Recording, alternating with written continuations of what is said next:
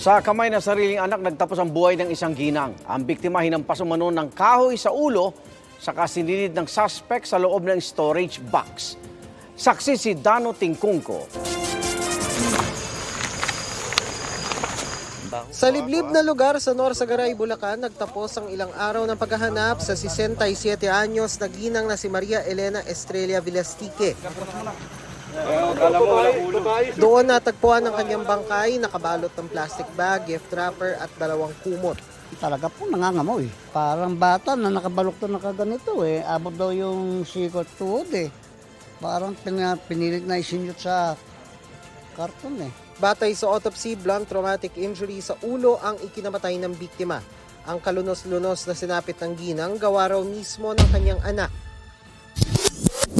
Nitong March 6, nakuhanan ng CCTV ang anak ng biktima na si Raymond, 28 anyos, habang kinakaladkad ang isang malaking storage box palabas ng kanilang bahay sa Pasig.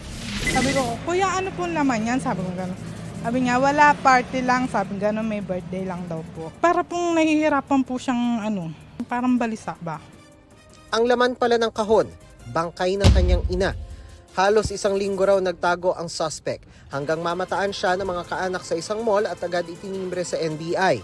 Inamin daw ni Raymond na pinaghahampas niya ng kahoy sa ulo ang ina.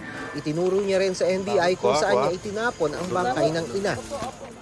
Batay sa kwento ng NBI ng mga kaanak ng biktima na pag-aawayan umano ng mag-ina ang pagkawala raw ng pera ng biktima. Itinanggi naman ito ng suspect. Malimit na pamamahiya umano ng biktima ang pinagtalunan nila gabi ng March 5. Nag-blackout na lang lahat nung constantly everyday for the past few years. Constant degrading. Alam ko walang magagawa yung sorry ko. Walang maibabalik. Walang mababawi. Pero sasabihin ko pa rin na sorry. Sorry sa nagawa ko. Mas mahal ko ate ko. Hindi niya deserve. Hindi niya deserve mamatay ng ganun.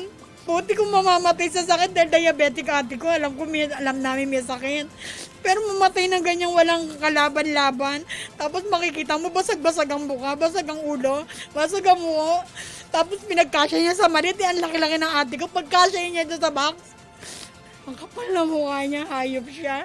Hinahanap pa ang kahoy na ginamit umano sa pagpatay sa biktima. Mahaharap naman sa reklamong parricide ang suspect. Para sa GMA Integrated News, Dano Tingkungko ang inyong saksi.